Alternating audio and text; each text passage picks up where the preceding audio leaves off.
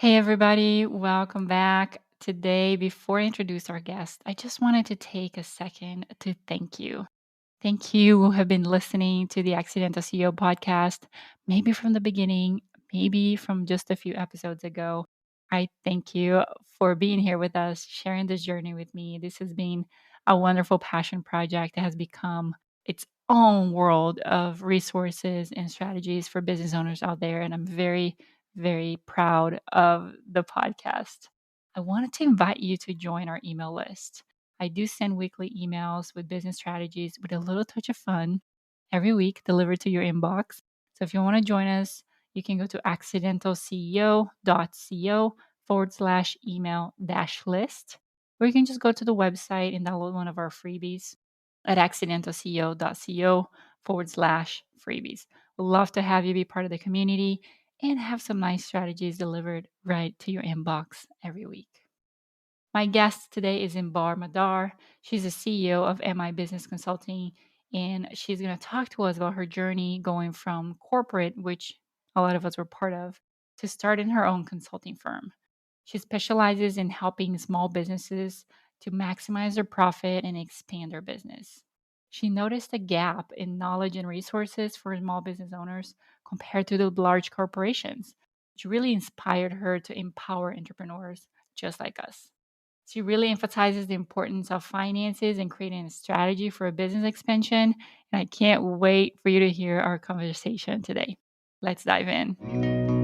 Welcome to the Accidental CEO podcast, where we bridge the gap between the creativity you love and the CEO mindset you need. I'm your host, Nada Salvatore, wedding photographer and business educator.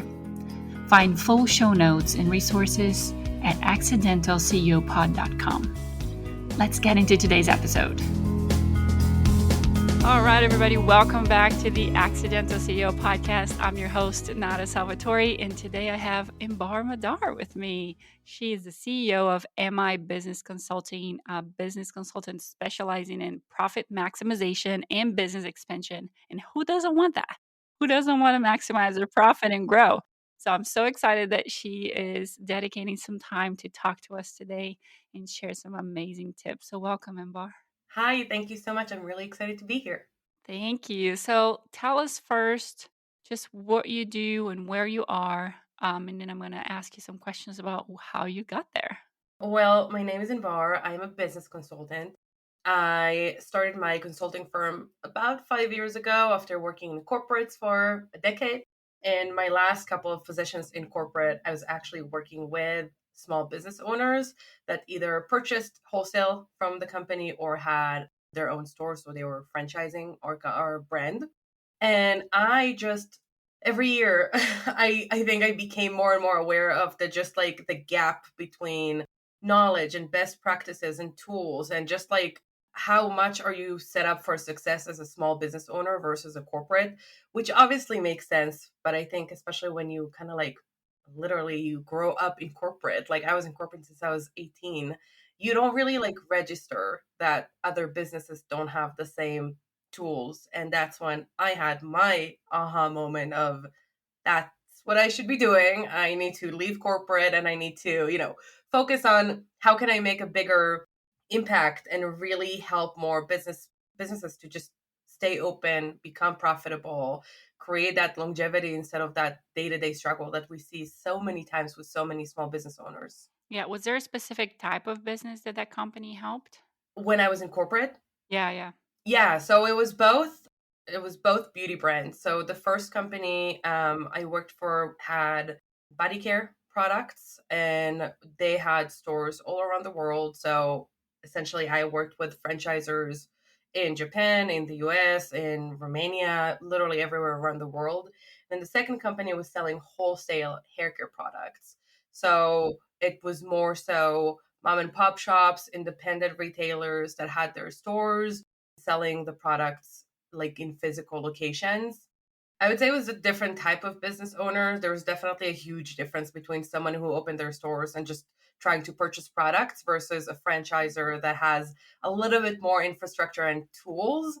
But at the same time, the problems were almost identical. Like the things they didn't know really correlated. And even after that, when I started working in my consulting firm, I worked with such a wide range of business owners. And I actually do 90% of my clients are service based and not product based. And it is still the same. The information that we're lacking as business owners is still the same, almost like no matter what you're doing. Yeah, that's exactly why I asked. I'm sure there's a lot of commonalities in what you see the gaps are in the knowledge from doing something to owning your own company. It's a huge gap in there that I'm sure if you're service based or product based, there's a lot of things that are the same. So awesome. Can you share maybe a story from that time in corporate that really sparked your passion for empowering entrepreneurs? I mean, I have so many, but I would say one of the clients we had, one of the, in my last company when we were selling wholesale, she owned a seven-figure business. She had multiple locations. She was one of our biggest clients. And she called us one day to say she's shutting down her business. And I was shocked because she was literally, I think she may have been even the biggest client. And so I gave her a call to just like, understand what's going on, what happened. And she just shared her struggles financially. She was making seven figures, but if you're making seven figures and spending seven figures, you're not making money. And so she wasn't making a salary and she was really having a hard time keeping everything running and being efficient. She actually stayed open eventually. I just took her, I really liked her as a human. So we spent a lot of time together and I really helped her. And I think that was a moment when I was like, okay, you can learn a lot of stuff online, right? You can learn how to market, you can learn how to sell. Some people are better at it, some people are less good at it. You can outsource. There's a lot of tools online. There aren't as many tools that teach you business infrastructure and efficiency and profitability and longevity and the stuff that are less sexy, essentially, to sell online, but are so crucial for your business success and to also make sure that you're actually paying yourself and have some funds aside as well.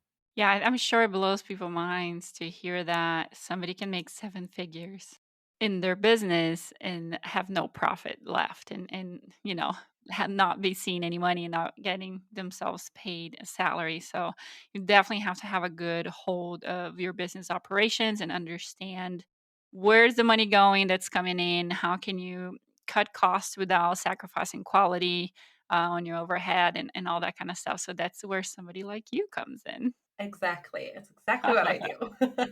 So, where are some of the most surprising, maybe informational gaps that you noticed between like franchisees and some major corporations? And how did that insight kind of shaped your approach to consulting? The main two gaps I have seen is understanding of finances because most business owners don't have a team to like you're not going to have a full-time CFO and accountant and all of these people that's what they do. And so there is a lot of misinformation about profits, and there's when you're starting a business you don't know what you don't know, and so you're running with it.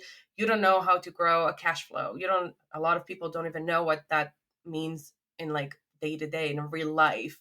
And so anything from your cash flow to calculating things like your profit per service or profit per product and creating strategies to optimize both sides, pricing and also negotiations of your own costs with suppliers, with overhead, whatever it is. I would say that's the biggest thing. And then the second thing is creating a strategy that prepares you to already expand whenever you're ready to. A lot of the times you grow, your business grows, you're doing it all, and then you're essentially are now 10 steps behind because you can no longer keep up with demand. And now you need to either cut your losses and tell people, hey, I can't accept you right now as a client because I'm fully booked and I'm working 100 hours a week, or you need to figure out what you're going to do. And it's all emergency. And that's probably the worst time to make decisions, especially for your business. And so having an expansion plan of how do you automate stuff? How do you make processes more efficient? When do you need to hire? Do you need to outsource? Can you have an intern? Do you need an actual employee? Like there's so many options. And you want to create that like roadmap that when you're there and when you're saying, oh, I hit that goal, I'm ready to expand, you already know what your next step is. And you're not kind of like backtracking everything to figure out scramble and figure out what can you do to make the next step happen.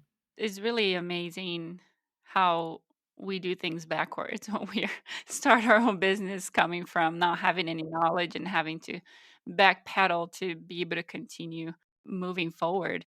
Can we tell people real quick what cash flow is? So the simplest way, I think, to explain what cash flow is essentially what's left over in your bank after you received money and you spent money. Whatever that number is your cash flow. It sounds simple, but the main thing that you want to really look out for as a business owner is cash flow projections. Look up your whole year. Try to forecast how much money is coming in. And I mean, I know it's not as simple as, how I'm describing it. There's a lot of like different steps that go into it, but essentially when you're able to create a revenue forecast and an expense planning for the year, you're also able to see what is your cash flow before you're taking a salary, after you're taking a salary. How much money can you save at the end of the year? What do you want to do with that money next year? Do you want to invest more in marketing? Do you want to hire, like, how can that cash flow help you grow? And that is something that you should be looking at monthly, adjusting when things are shifting and adjusting your plan accordingly to keep seeing what is your year going to end. Are you increasing your cash flow? Are you using your cash flow? That kind of stuff. Basically, the money that you have available to you at a given point for to invest back in your business if you want to, or invest itself. Like that money can be invested. Just like you invest your own money in retirement accounts, you can be investing your business money to be making more money for you. So those are all the kinds of things you can do with cash flow. So if you understand that, if you're working to look ahead and making those projections, like she said, it's easy to make better plans for yourself and your business. So thanks for sharing that with us. So can you talk, maybe describe a case where you helped a business? I mean, you did give us an example, but maybe we helped transform them from they're merely covering the expenses. They're definitely not paying themselves a salary to having a more sustainable growth and profit. One of my all-time favorite clients. She owned three different locations of a beauty salon. So they're still doing facials and a lot of different types of beauty treatments. And she was making still seven figures, yeah, a little bit over $1 million, but she wasn't able to really not only pay herself enough, but also understand how can she open more branches. She was at a point where she wanted to scale back, to scale down, to try and figure out, how can she make a little bit more profit and actually pay herself. We did a lot. But one of the main things we implemented is really first analyzing her business from her profit per service to profit per product. She was selling products, to her ROI, which we realized was really, really low in a lot of the things she had on autopilot. The marketing strategies that really worked for her was essentially almost free. She also had a lot of opportunities to negotiate with vendors, which I feel like not enough business owners take advantage of that. She was paying a lot for anything from, gloves and like cleaning supplies and all of that type of stuff. And you can save a ton of money if you take some time to look at your numbers, negotiate, do market research, compare all of that. We did a lot of that.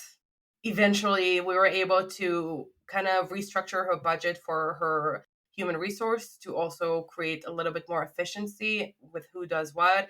And yeah, it sounds like a lot, but we actually did that in about 3 months. So it wasn't as complicated when you just have, you have a plan and you know what you need to do and how to optimize it all.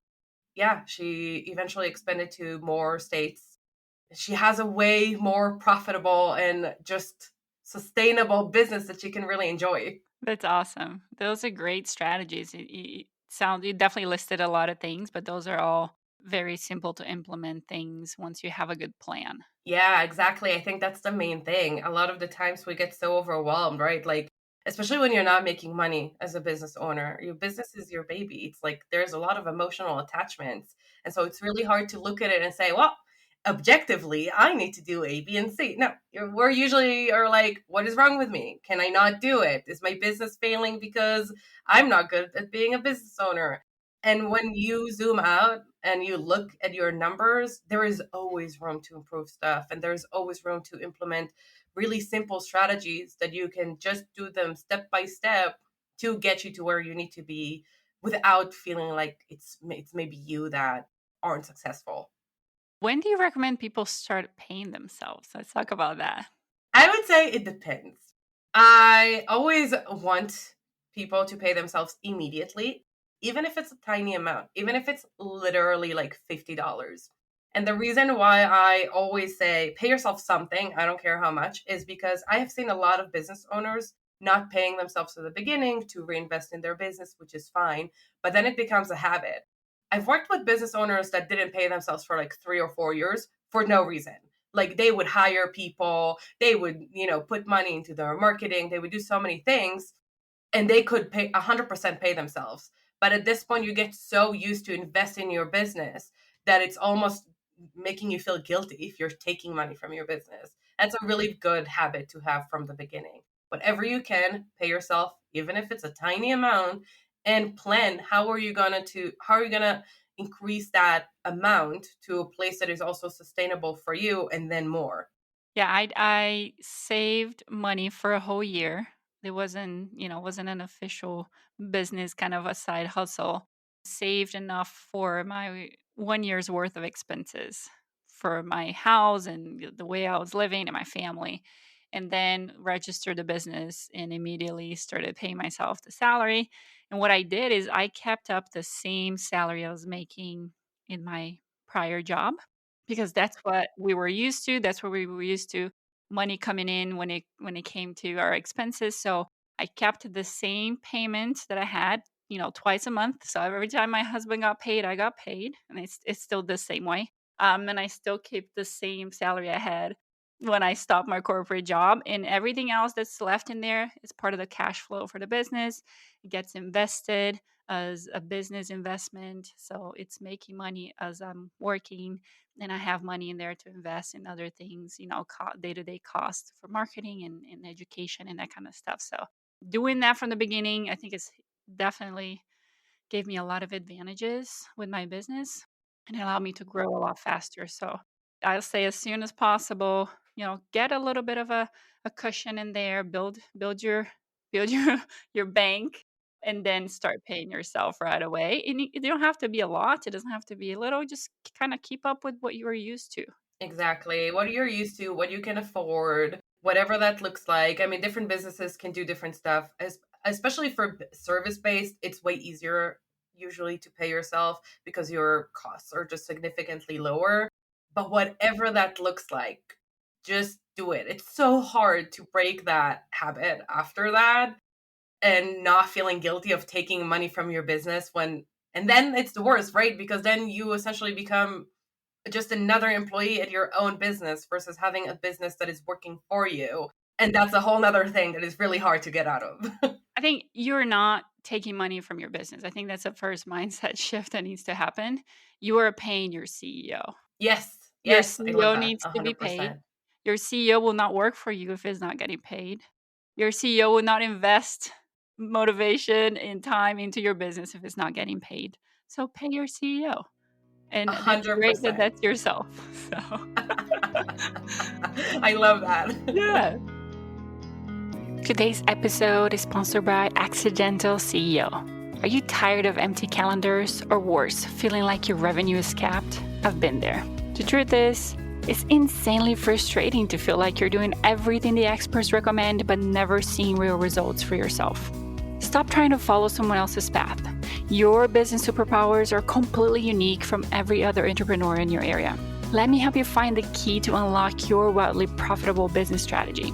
I focus on one-on-one business and mindset coaching because I truly believe you deserve individualized strategies for your unique business. It's time to get your business thriving.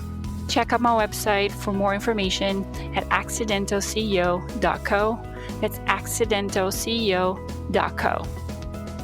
What are some core strategies that you advocate for when it comes to maximizing profit in a service-based industry? I would say you have your external and internal factors. First, price yourself correctly, especially if you're service based. It's a little bit harder a lot of the times to figure out exactly what your price is because you don't have, a very structured cost per service that then you kind of add the percentage and then you're done. And a lot of small business owners tend to underprice themselves. So price yourself correctly based on your value, based on your ideal client. And on the other side, on the internal part of your business, keep track of everything. Make sure you know your ROIs. If you invest in something, do a quick analysis afterwards to see if it was worth your time. How much money did you make from it? A lot of business owners, invest in awareness. And while awareness is important, I would not invest in awareness as a small business owner because you usually, unless you have a huge budget, awareness is something that needs to be repetitive and you need to be in front of the same client many, many times. So they need to start remembering your name. And there's much better ways to utilize your money as a small business owner. So make sure you have your ROIs in check. Make sure you're supporting your cash flow, you're helping it grow, and you have that clear roadmap to your long-term goals. Where do you want to be? Do you want to have an 8-figure company, or do you want to work part-time and make your old corporate salary? What do you want for your life? And make sure these steps that you're doing to become more profitable and expand your business align with your long-term goal. Yeah, I think even if it's, especially as a service-based business, you have to know your cost of doing business. So this is, I have a free resource for you guys, and we'll link it in the show notes, just to teach you how to calculate your cost of doing business. You need to understand how long does it take you to talk to a client, perform whatever service you offer. What is the follow-up? All of that time should be calculated. There's a value to it. There's costs that go into it. There's programs that you'll be using to manage that client. There's all kinds of things that are associated with that you need to be calculating, so you understand what you need to be charging so you can have a profit margin out of that service. So understanding your cost of doing business, I feel like, is very important. People would think about, just because you're not selling a product, that you cannot look into that. There's definitely a way to calculate that for a service-based industry, and you cannot be skipping that. Yes, yes, yes. I love it. And everyone have products they're using essentially. You don't have to sell a product to have expenses. Like if you're a photographer, you have a camera, you have, I don't know, tripods, you have specific lighting, like all of that will depreciate over time. You'll need to replace it. It costs you money to run a service and it costs you time. And like you said, these things have value. And even if they're not as straightforward as saying, oh, I bought this product for $10, I will sell it for 20, it's so important to understand what that looks like, because that way you also are able to kind of separate your profit by service and your operating expenses. What does this cost you to run the business generally? And what does it cost you to perform a service? So you can always look at your perfect profit by service to make sure you're pushing services that are highly profitable. You're adjusting whatever you need to increase that profit. And then you also know, what does it cost me to just wake up in the morning and run a business? And then what am I left with? Yeah, exactly. I think people get mistaken a lot. They're like, "Oh, I worked for an hour and I charged that client $500, so I made $500." No, you didn't. No, you didn't. No, you didn't. You probably worked, first of all, more than that 1 hour, and then you have the cost of equipment, the cost of programs, the cost of your CRM. There's a lot that goes into it. You might be making $8 for that 1 hour, and you're not realizing. So definitely important to understand that. Yes, I love that. And I have a great example. I worked with a client, it was a while ago now, but she was doing public speaking and she was severely undercharging. Like it was not good. And she kept saying, well, I feel really bad, charging 4 digits or 4 figures for 2 hours of a workshop. And I'm like, are you not preparing yourself for that workshop? Like that is not 2 hours of your day. You're creating a presentation. You're making sure it's interactive. You're driving there. You're rehearsing. You have a computer. You need to pay for a Canva, whatever it is. Like that is not 2 hours of your time. You are now making $1,000 an hour. Like it's literally not the case. And that's how a lot of times people think, right? Well, I feel guilty. I just showed up for 2 hours. I don't need to be paid that much for my 2 hours. And it's like, what about everything you did before that no one saw? You should be paid for that as well. Exactly. Yeah, there's a lot that goes into understanding that cost of doing business. So definitely important to know that. So, from your experience, what are maybe some crucial elements that ensure longevity and stability in a small business? I would say a plan.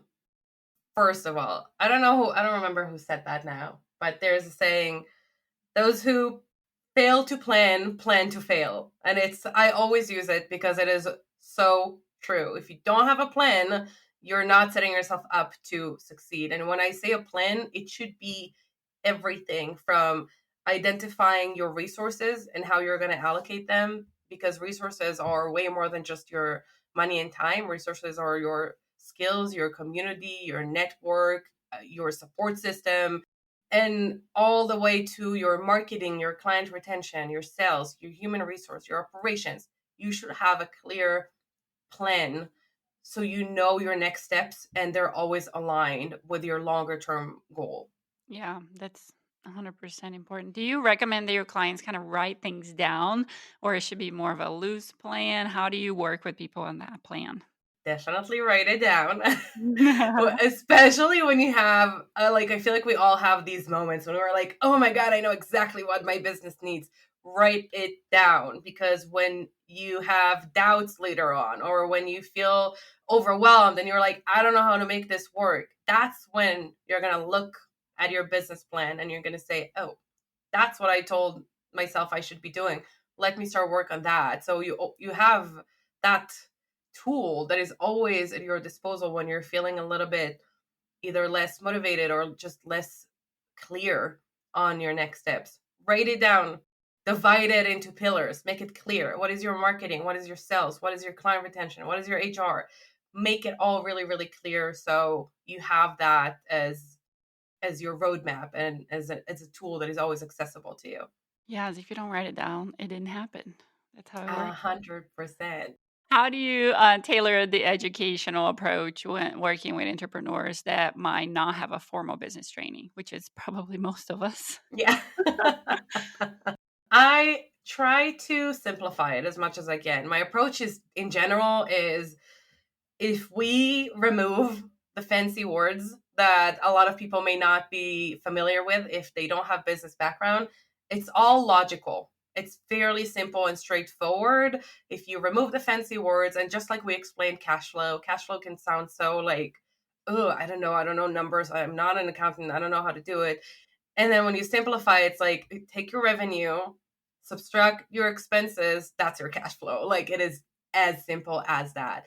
So I always love simplifying things and making sure I am providing information that they probably didn't know that they didn't know to help them, kind of like identify those blind spots and make sure that they're gaining more information and getting more tools and knowledge that they may have not gotten until something happened and they had to do it.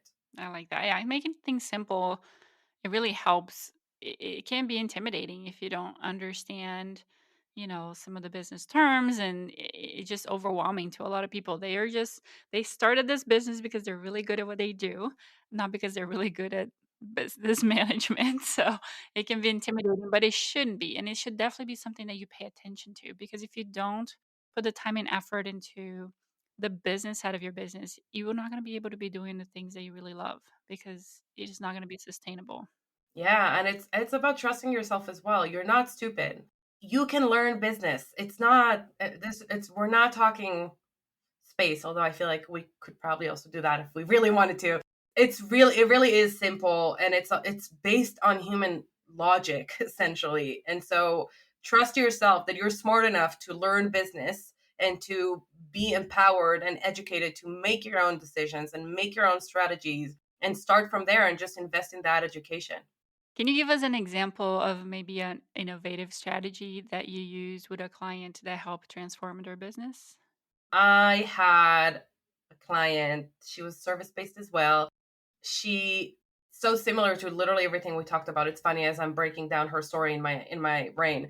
She grew a lot and she started hiring people, and then she realized she couldn't afford any of the marketing strategies she did before. One of her longer term goals was also to stop doing marketing herself and have someone else do it. And she grew to a point where she literally just couldn't afford having another person to just do marketing.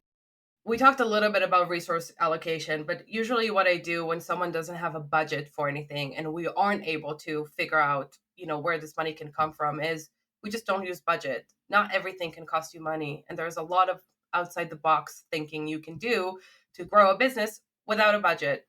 She was a photographer and she was working specifically with realtors. And so, what we ended up doing is using her network, which was a huge resource she never really tapped into. And we found a few people, local people, that had a huge network on their own with realtors. And we just had a commission based relationship with them. The commission was really deep. We had a client retention strategy to make sure the clients are coming back to her. So overall ROI is really healthy. And the people she worked with that got that commission already had everything. So she didn't need to hire, she didn't need to train, she didn't need to do marketing. They had it all ready. She just needed to pay them to access their resources to grow her business. And that was really, really successful. And she had a huge ROI from it as well. Oh, that's great. Yeah, I love that thinking outside of just spending money to, create, generate those services that you need. You can definitely leverage some partnerships and work in your collaborations and do it that way. I love that. So, how does your mission to like guide, educate, and empower small business owners translate into your day to day operations for your consulting firm?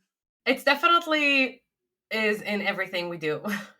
That's kind of that is my mission, and I am always making sure that me and my team are really careful with not telling business owners what to do, but really being that map to them. I always say in my discovery calls, you're the driver, you're the business owner.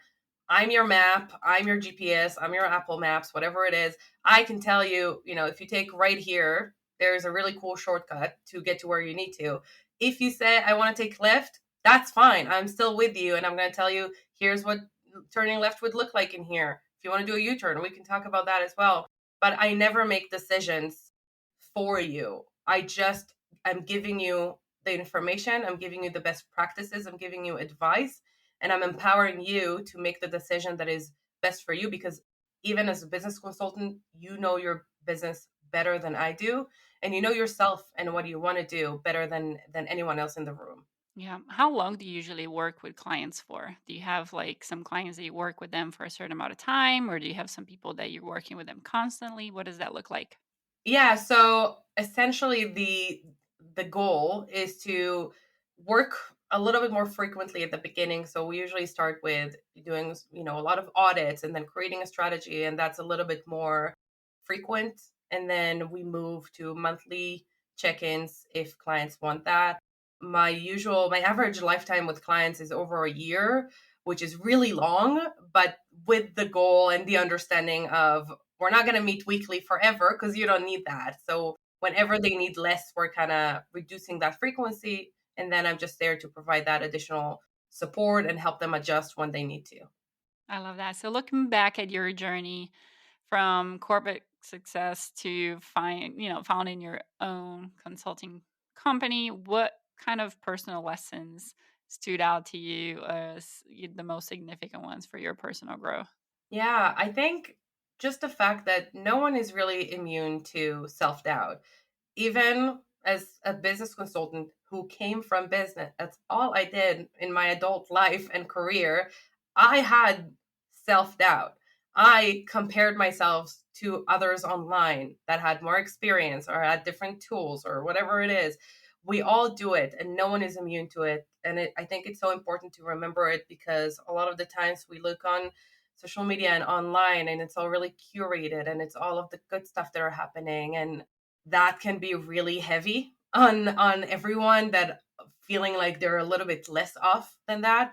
And just know that we all do it and we all have that self-doubt as business owners, no matter what our experience is and no matter how big our companies are. Can you share with us what your definition of success is? Ooh, I love that. My definition for myself for success is being able to spend a lot of the time with my pets, work whenever I want to, from wherever I want to. I love travel. I have family overseas, and having that freedom to do what I love doing while creating that really healthy balance for myself is my definition of success before revenue, before expansion, before anything else. I like that a lot, especially the work from wherever. I would like. Right?